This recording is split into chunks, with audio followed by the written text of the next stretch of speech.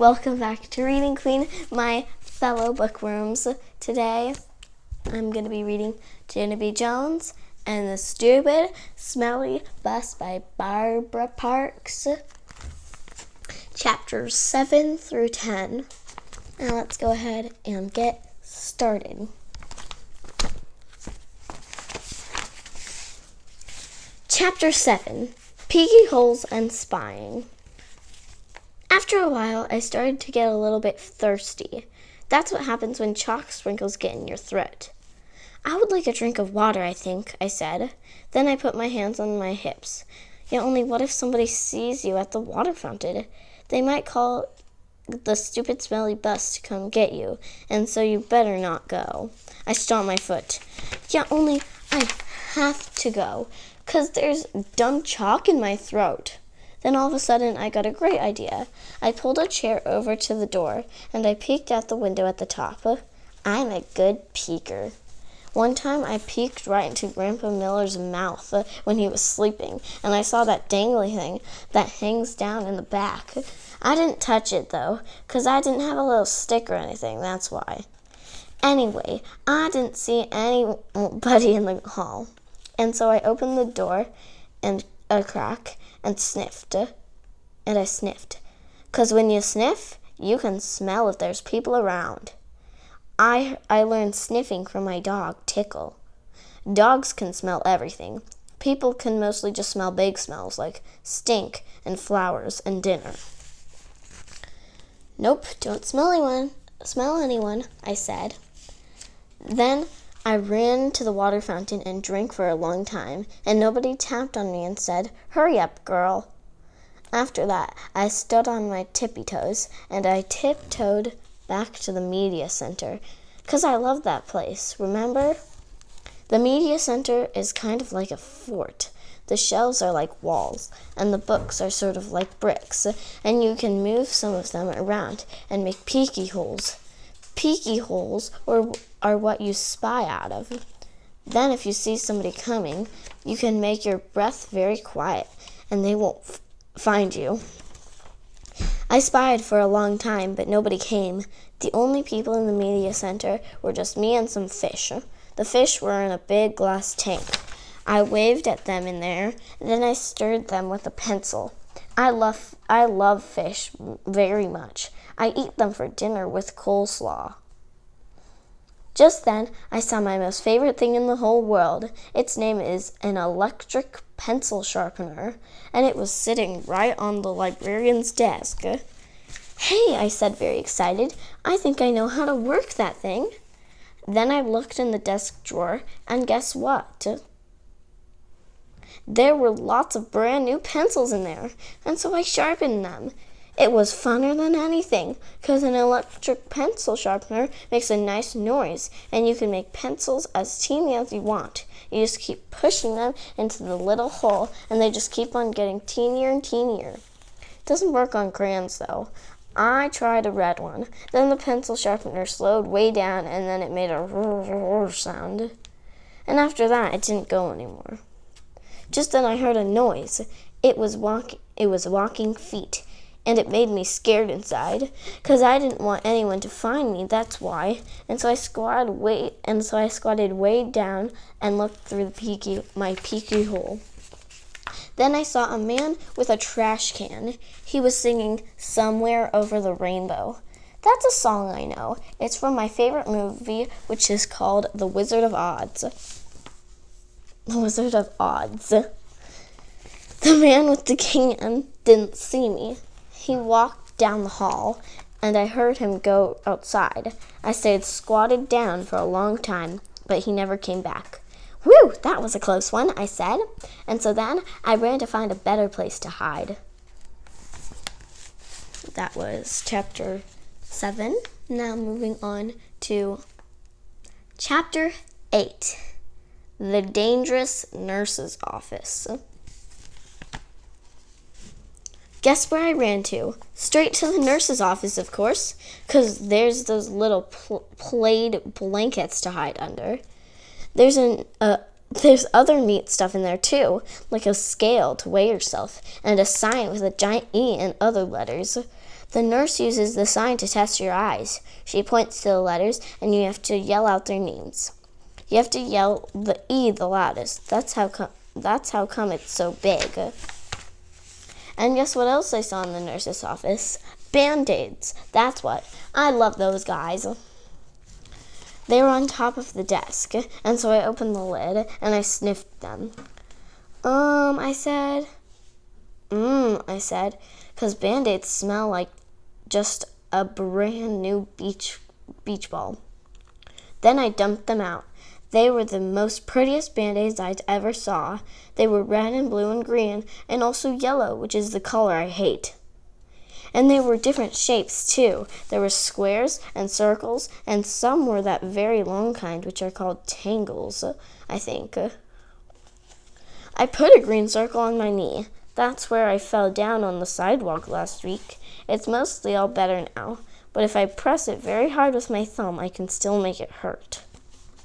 After that, I put a blue tangle on my finger. That's where I got a splinter from the picnic table. Mother pulled it out with tweezers, but there's still some table in there, I think. Also, I put a red square on my arm. That's where Tickle scratched me, because I got him all wound up. Just then I saw the nurse's purple sweater. It was hanging on her chair. I put it on. "Now I'm the nurse," I said. Then I sat down and I pretended to call the hospital. "Hello, hospital. It's me, the nurse. I need some more Band-Aids and some aspirins and some cherry cough drops, only not the kind that make your mouth feel freezy. And I need some lollipops for when kids need needles. And also, I need a little stick or something in case I have to touch that dangly thing that hangs down in your throat." Then I pretended to call room 9. "Hello, missus. Please send that Jim to my office. I have to give him a shot." Just then I saw my most favorite thing in the whole world. They were near the door, and their name is crutches. Crutches are for when you break a leg. Then the doctor puts it in a big white cast with just your pinky sticking out, and you can't walk on it. And so she gives you crutches to swing yourself. I ran over and picked them up. Then I put them under my arms. Only they were way too long for me, and I didn't swing that good. And so then I got another idea. I carried them to the nurse's chair, and I climbed up there so I was real tall, and then I put the crutches under my arms, and they fitted just right. After that, I stood on the edge of my chair, and I leaned forward very slow. Except then a terrible thing happened. The chair was on wheels, and it rolled away from my feet, and I got stuck on the crutches way high in the air, and I was very dangly up there. "Hey," I shouted, "get me down from here." Then I wiggled around, and one of the crutches slipped, and I came crashing down, and I banged my head on the desk. "Ow, ow, ow," I yelled. "Ow, ow, ow." Then I picked up the phone again. "I quit this stupid job," I said, and then I ran out of there very fast, because the nurse's office is a dangerous place, and crutches aren't my favorite thing. That was Chapter 8. Moving on to Chapter 9. Zooming Speedy Fast. I like running inside the school. It's fun. It's funner than running inside your house. In school, you can zoom with your arms out like a jet plane, and you don't knock over the furniture. And also, the head doesn't get broken off your mother's bird statue, which used to be a blue jay, I think. I zoomed straight to the cafeteria, because there's a lot of tables to hide under in that place. Only when I tried to open the door, it was all locked up. And so then I ran to another room across the hall. Only that stupid door was locked too. "Hey, who did all this dumb locking?" I asked. Then I started jiggling up and down, because I was having a little bit of a problem, that's why. The kind of problem that's called personal, and it's about going to the potty. And so all of a sudden, I had to run down the hall speedy quick. right to the girls' bathroom. Only guess what? When I got there, that stupid door wouldn't open either. And so I kicked it and I hanged on the handle because I weigh 37. Open up, and I mean it, I yelled. But the door kept on staying shut. It's emergency, I shouted. And then all of a sudden I remembered about that boy I can beat up, because he had emergency too, and he got into the boys' bathroom. And so I zoomed across the hall and pulled on the boys' bathroom door. But that dumb thing was locked too. Stupid, stupid doors, I hollered. After that, I started to jiggle up and down very fast. Oh no, now I'm going to have an accident on my skirt that looks like velvet. Only just then I remembered something else about emergencies, because Mother told me what to do if I ever needed help. And its name is Call 911. And so then I ran back to the dangerous nurse's office, because that's where the phone was, of course. And then I picked it up and pushed the 9 and the 1 and another 1. Help, this is an emergency, I yelled. All the doors are locked in this place, and now I'm going to have a terrible accident. Then I heard a voice on the other end. She said for me to calm down. Yeah, only I can't, because I'm in big trouble, and I'm all by myself, and I need help real bad. Then the lady said to calm down again, because I couldn't stand still, and so I just hung up and ran out of there. And I just kept running and running till I got to the big doors at the end of the hall, and then I ran right outside, because maybe there might be a little toilet out there or something. Except I didn't see one. All I could hear was sirens. Loud sirens were all over the place, and they kept on getting closer and closer. And then a big green fire truck came zooming right around the corner, and a white police car, and a fast red ambulance. And guess what else? They turned right into the school parking lot. And so I stopped jiggling for a second. And I sniffed the air, only I couldn't smell any smoke. Then I heard a grouchy voice. Hey, hold it, Missy, he yelled. And I got very scared inside, because Missy's my name when I'm in trouble. I turned around. It was the man with the can, and he was running at me. Hold it right there, he hollered again. And then I started to cry. Yet only that's the trouble. I can't hold it, I said. I already holded it all I can, and now I'm having an emergency, and all the bathrooms are locked, and now I'm going to have an accident very quick. And then the man with the can didn't look so grouchy anymore. Well, why didn't you say so, sis? He said. Then he pulled a big bunch of keys out of his pocket, and he grabbed my hand, and then he zoomed me back into the school, speedy fast. Okay. So we have one more chapter left of this book. Let's do it. Chapter 10, Me and That Grace. So, the man with the can unlocked the girls' bathroom for me, and I ran right in there. And guess what? I made it, that's what. I didn't have an accident on my skirt that looks like velvet. Whew, that was a close one, I said. Then I washed my hands at the sink, and I looked in the mirror, and the gold star was still on my forehead. It looked very beautiful up there. After that, I went into the hall, and the man with the can bended down to me. Everything okay, sis? He said. And so I nodded my head. I holded it, I said, very happy. Then all of a sudden, there were lots of people running at us. There were firemen and policemen, and there was a tall lady rolling a bed on wheels. Hey, I said to the man with the can, what happened? Did somebody get run over in here or something? Then I saw Mrs. and Principal and Mother. They were running at us too. And then Mother bended down and hugged me very tight. After that, everyone started talking at once, and nobody was using their quiet voices, and nobody was smiling either. Principal started asking me a jillion questions. Mostly they were questions about hiding in the supply closet. I'm a good hider, I told him. Principal acted a bit grumpy, and he said I wasn't allowed to do that anymore. When you go to school, you have to follow the rules, he said.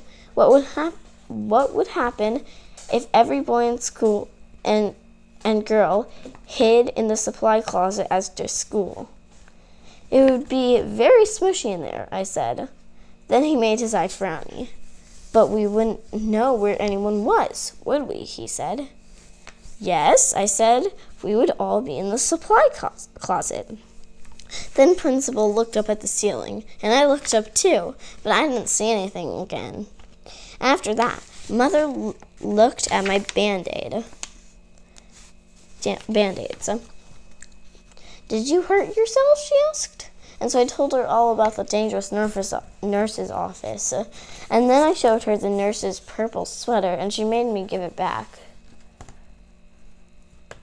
After that, everybody started leaving. The fireman and the policeman, and also the tall lady with the bed.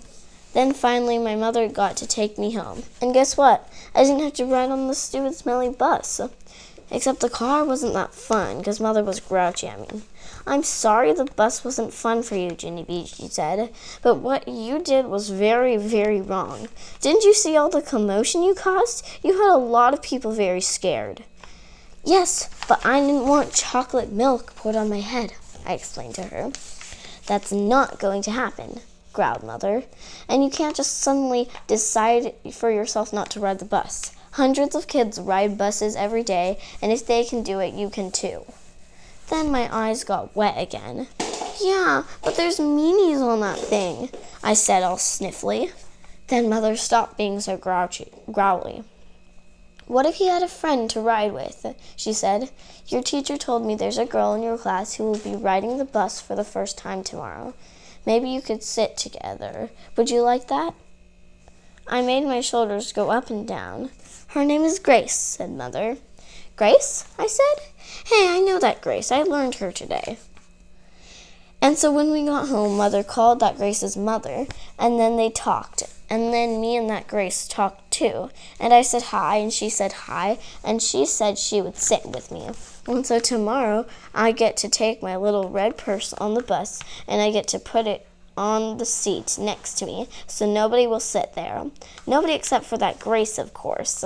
And then she and me might get to be buddies, and we can hold hands, just like me and Lucille.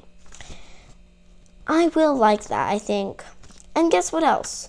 Tomorrow, I think I might like yellow a bit too.